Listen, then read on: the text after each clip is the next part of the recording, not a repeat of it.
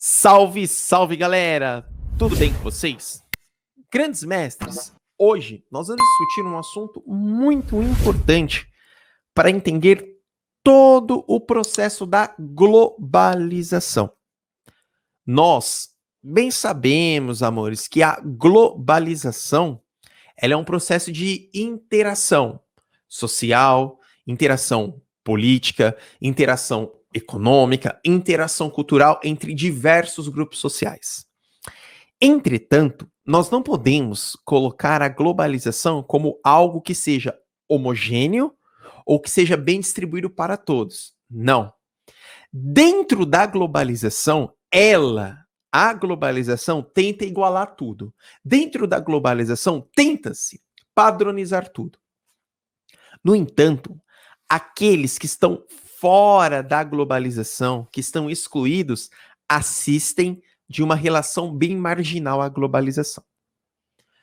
Um dos elementos muito importantes para a manutenção da globalização é o neoliberalismo.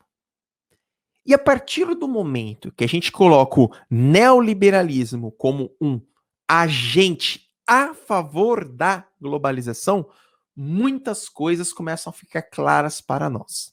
Vejam só. O neoliberalismo, ele basicamente consiste na baixa, prestem atenção, interferência do Estado, por exemplo, na economia. Então, segundo o neoliberalismo, o Estado vai cuidar de alguns direitos sociais, educação, saúde, moradia, e o neoliberalismo cuida do mercado, cuida da produção, cuida da venda, cuida do consumo. E outro ponto, o neoliberalismo, ele traz sim uma política de constantes privatizações. E há uma luta muito louca dentro dessa relação de globalização. Por que, grandes mestres? Olha que loucura. Quando você pensa em globalização, você está pensando numa relação que tem que correr com o mundo inteiro. E basicamente as relações entre países, não vou falar apenas hoje, mas entre países ao longo da história, se deu por condições comerciais, se deu por condições econômicas. Aí que entra o grande caveirão e a grande importância. A partir do momento que nós temos o neoliberalismo como um tentáculo da economia, logo o Estado e, com isso, a globalização tem que participar junto deste programa. Por isso que hoje nós vamos discutir Estado e neoliberalismo. Em hipótese nenhuma, eu colocaria Estado ou neoliberalismo, apesar que isso é uma escolha que se coloca para muitos economistas. Quando a gente começa a discutir isso, a gente chega aqui nesse assunto. Vamos lá. Como que a gente compreende o Estado, a formação de um Estado, de uma representação sobre um território? Como que nós compreendemos a organização do que se começa lá atrás na formação do Estado moderno? A gente vai entender da seguinte maneira. Primeiro passo. As atribuições do Estado, inicialmente, lá atrás, baseavam-se na defesa do território, no bem-estar das pessoas, no bem-estar dos cidadãos, na garantia da propriedade e no relacionamento político e comercial com outros estados. Era isso. Era isso. Esse era o Estado. Então, o Estado deveria olhar para a sua população. O Estado deveria olhar para o seu território. Essa é a concepção do Estado na sua égide de discussões.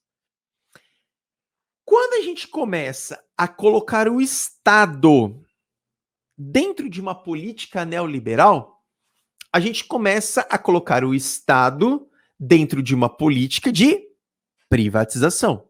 A gente começa a colocar o Estado dentro de uma política que vai basicamente valorizar aqueles que têm o capital, aqueles que têm o dinheiro, aqueles que podem comprar.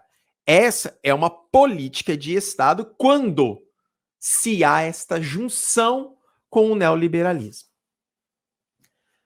Para tanto, nós vamos ter aqui algumas políticas neoliberais que começam a escancarar esta perca da identidade do território, esta perca da identidade do Estado e, principalmente, estas discussões acerca do papel do Estado.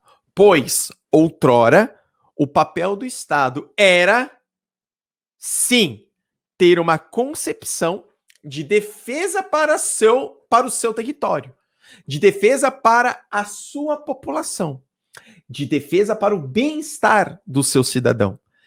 A partir das políticas neoliberais, o Estado passa a ser um arcabouço, passa a ser um palco para organizar a política do lucro, a política neoliberal. Dentre dois agentes muito importantes para a abertura e ampliação dessa política neoliberal, sobretudo em países subdesenvolvidos, nós vamos ter tanto o Banco Mundial quanto o FMI, basicamente como financiadores desta política. O Fundo Monetário Internacional, e abram caixas de textos em negritos e ampliem tudo isso de maneira muito clara. O Fundo Monetário Internacional, ele é um financiador de políticas neoliberais, sobretudo a países subdesenvolvidos. Tanto que muitos países subdesenvolvidos e até mesmo emergentes estão ainda pagando dívidas da contração de empréstimos nas últimas décadas. E por que muitos países contraíram empréstimos do Fundo Monetário Internacional? Pois a competição da globalização acabou exigindo. Este Fundo Monetário Internacional, ele vem também junto ao pacote do Consenso de Washington. O Consenso de Washington, que vai acontecer em 1989, e aí a gente tem alguns contextos políticos que mostram o Consenso de Washington entrando como documento ou como receita neoliberal para os países subdesenvolvidos, principalmente no contexto histórico do fim de Guerra Fria, em 1989. Se a gente puder resumir aqui o Consenso de Washington numa cartilha, numa receita, nós vamos chegar em elementos que levam a países subdesenvolvidos a se inserir numa economia globalizada. Entretanto, para que este país subdesenvolvido se insira numa economia globalizada, é necessário privatizar. É necessário adotar políticas neoliberais. Percebam? Percebam? O Consenso de Washington, ele foi de maneira muito massiva aplicada em países subdesenvolvidos, principalmente na região da América Latina, com inúmeros contextos de privatização. E por que isso? Para que países desenvolvidos pudessem interferir diretamente no Estado, o Estado precisava de abrir mão, principalmente da sua economia. Uma vez que o Estado, ele é soberano, mas ele é soberano quando ele deseja ser. Mas ele não é soberano quando ele aceita alguns documentos. E aí a gente vai para algum ponto de discussão. Ora, mas o que fizeram os estados, sobretudo latino-americanos, adotar o Consenso de Washington, que era uma cartilha basicamente que constituía privatizações? Simples. A sua histórica estrutura de dependência aos países imperialistas, aos países desenvolvidos. Vejam, boa parte da política econômica dos países subdesenvolvidos ao longo da história sempre foram uma política econômica de exportação. Ora de matéria-prima, ora de produto industrializado.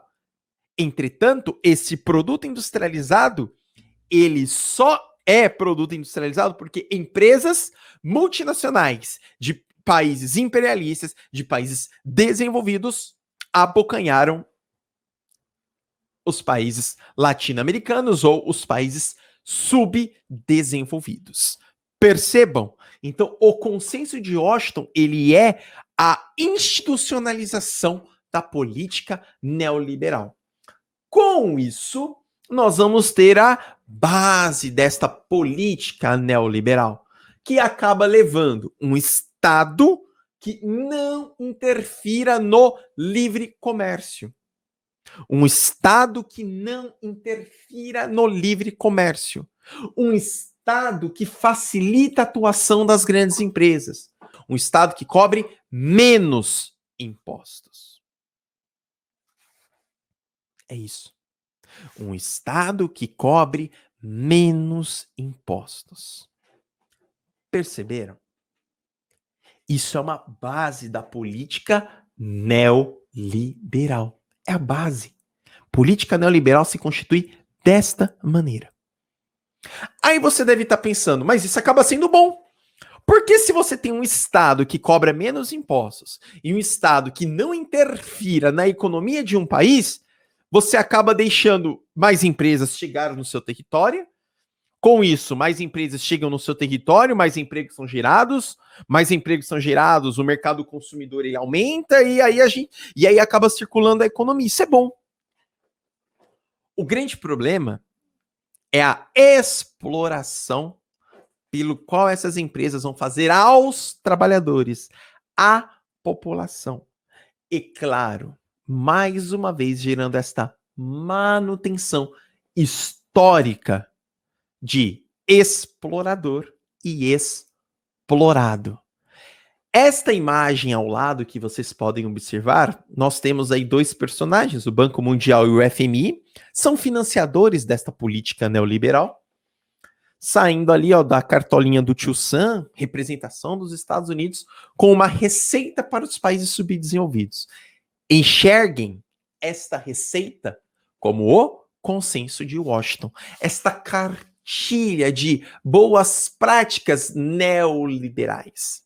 Então, aqui é um ponto fundamental.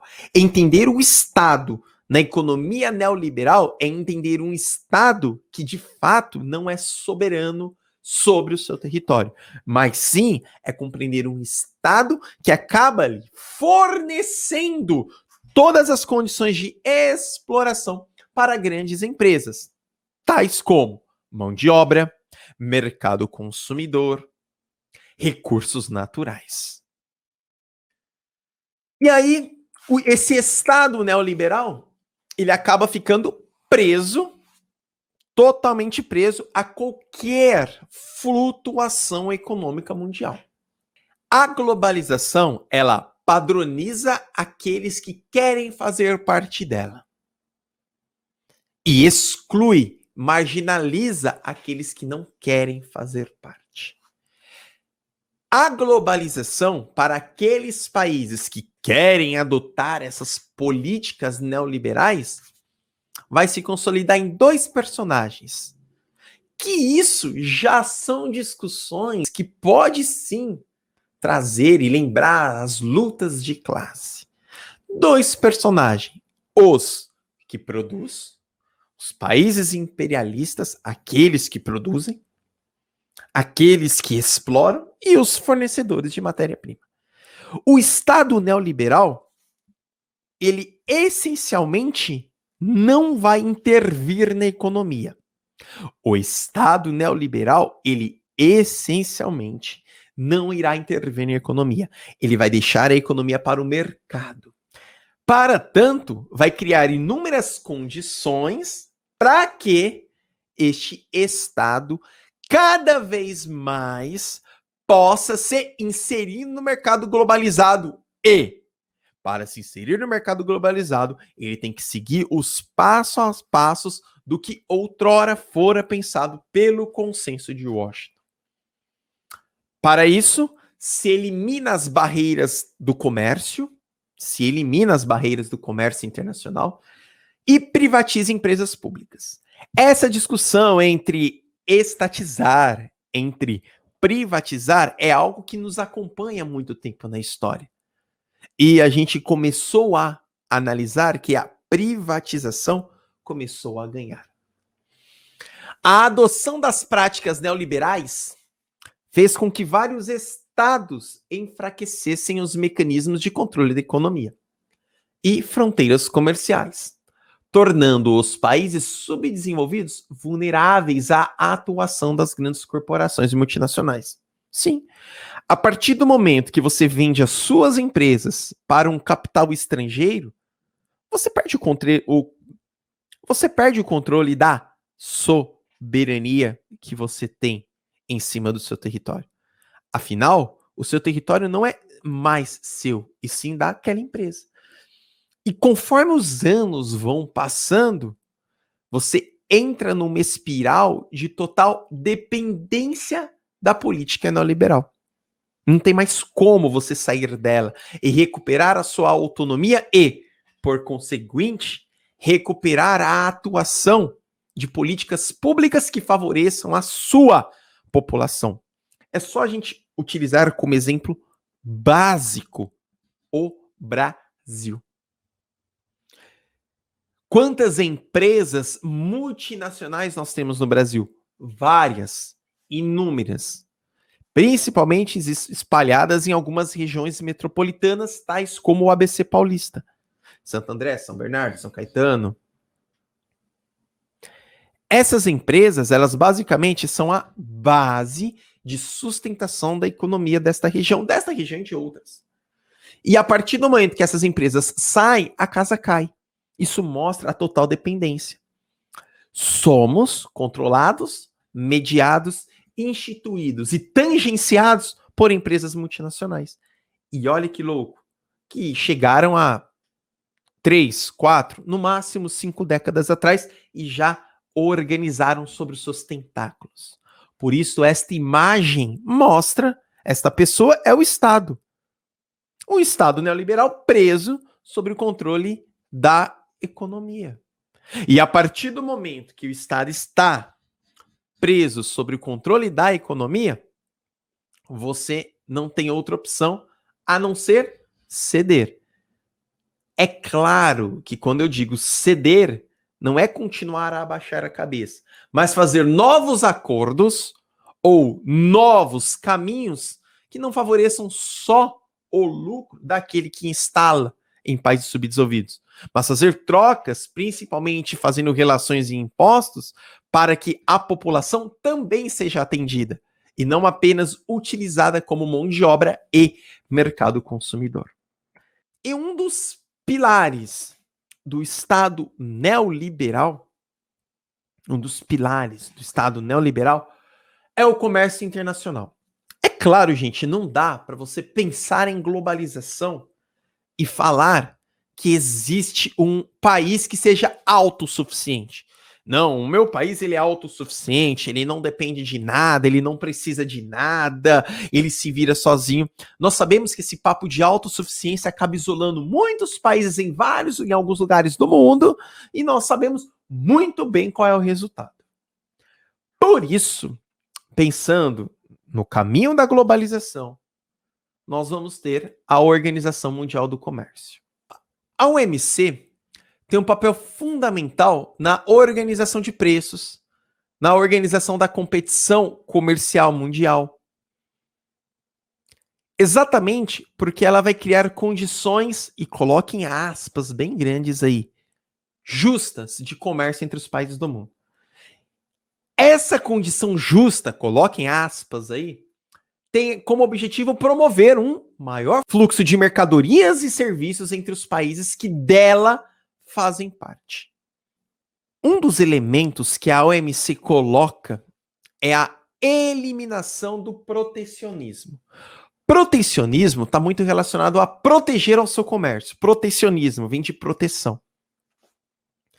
Então o que a OMC diz? Se você quer garantir uma globalização mais justa, que é quase que antagônico pensar em globalização justa, mas enfim, se você quer garantir uma globalização justa, você tem que pensar no outro país, mesmo porque você não é autossuficiente. Então, se você exporta tecnologia digital, você precisa de importar matéria-prima, comida.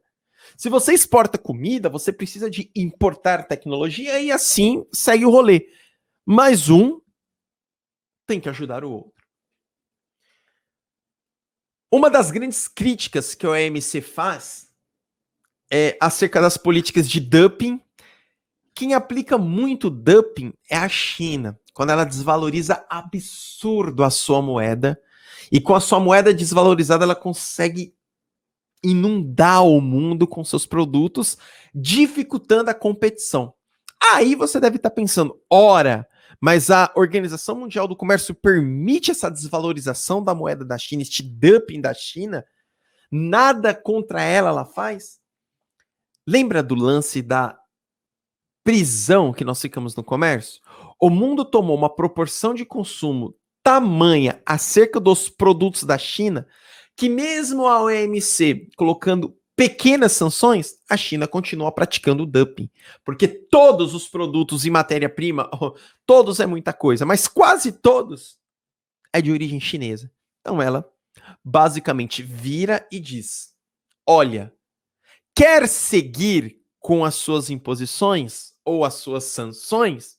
Que siga, eu vou continuar vendendo. E a gente não tem muito o que fazer.